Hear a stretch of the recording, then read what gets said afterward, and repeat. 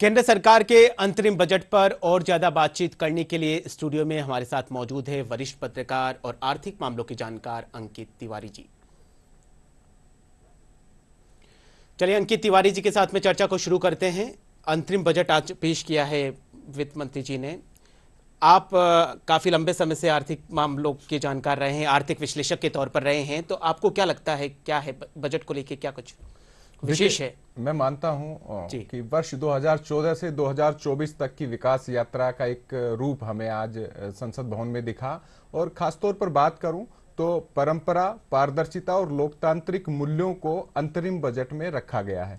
इसके पीछे की वजह है क्योंकि ये बेहद खास बजट रहने वाला था। जनता को, व्यापारी को, युवा, किसान सबको उम्मीद थी कि केंद्र सरकार जब आगे चुनाव में जा रही है तो कोई न कोई ऐसी अभूतपूर्व घोषणा या ऐसा लोक लुभावन चीजें देंगी। लेकिन ये मानता हूं कि केंद्र सरकार ने बेहद सधे कदमों के साथ संतुलित मर्यादित, इसमें मैं मर्यादा वर्ड भी देना चाहूंगा क्योंकि अक्सर सरकारों को लगता है कि बजट के जरिए जब चुनाव में जा रहे हो तो कुछ ज्यादा घोषणाएं करें ताकि जनता को लगे। इस वक्त मुझे कॉन्फिडेंस नजर आ रहा है केंद्र सरकार का स्पष्ट तौर पर।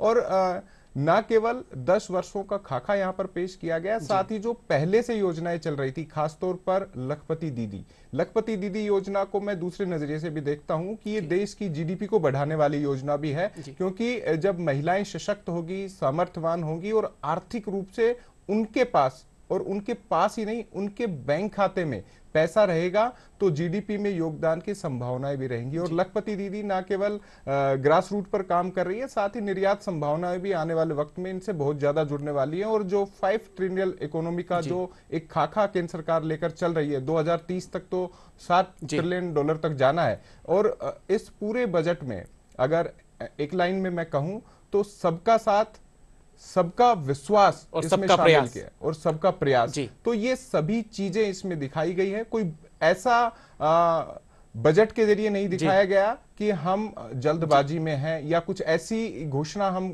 कर दें जिससे लगे कि हम आ रहे हैं, जब चुनाव में जा रहे हैं तो कुछ ऐसा नहीं लगे कि हमने लोकतांत्रिक मूल्यों को संसद में रहते हुए अलग किया है। तो एक बड़ी यहाँ पर घोषणा लखपति दीदी के तौर पर की है। किसानों के लिए भी बहुत कुछ हुआ है, युवाओं के लिए भी, नौकरी पेशाओं के लिए। मैं सबसे एक अहम योजना और मानता हूं इसमें कि मध्यम वर्ग देश की रीढ़ की हड्डी है, तो उसको लेकर भी काफी कुछ घोषणाएं की गई। अक्सर बजट में माना जाता है कि मध्यम वर्ग केवल टैक्स देने के लिए, कॉरपोरेट जो बहुत ज्यादा पैसे वाले हैं उनको तो ये लगता है कि बहुत सारी छूट टैक्स में दे दी जाए। और गरीब, कमजोर वर्ग, गरीब पे मुझे ध्यान आया कि सरकार ने दावा किया है कि 25 करोड़ लोगों को उन्होंने गरीबी रेखा से ऊपर लाने का काम किया है, यानी कि जो एक बड़ा आंकड़ा भारत में यहां पर है।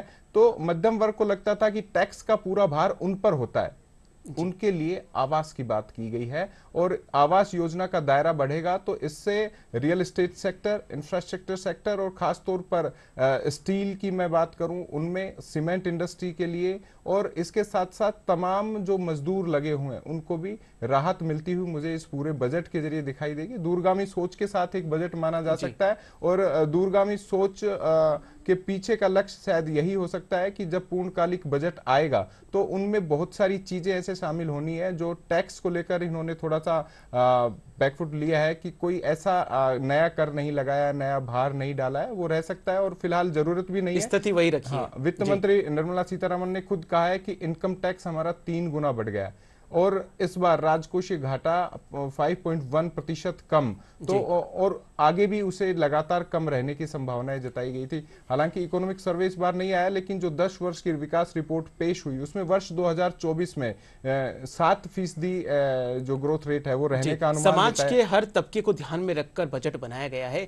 देश की जो रक्षा प्रणाली उसको मजबूत करने के लिए जीडीपी का 3.4% हिस्सा और आवंटित किया गया। उसमें देखिए, रक्षा देश की जरूरत है इस वक्त और बड़े सौदे हो रहे हैं।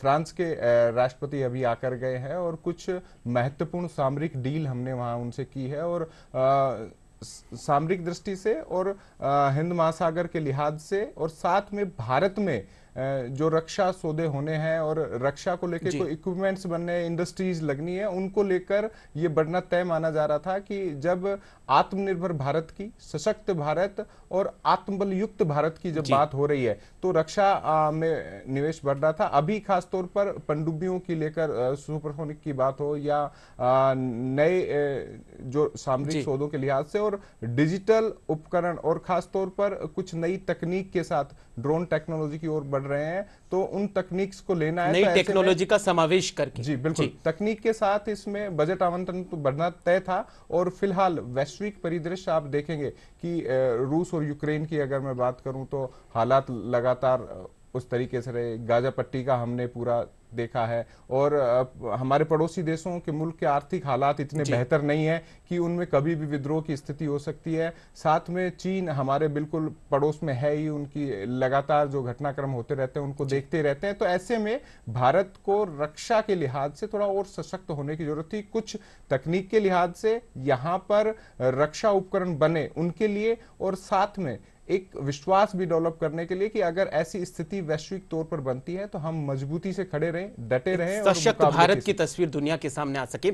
रक्षा के बाद में रेलवे को लेकर भी काफी कुछ घोषणा हुई। 40,000 जो नई ट्रेन है, जो रेल की बोगियां हैं, उनको वंदे भारत की तर्ज पर विकसित किया जाएगा।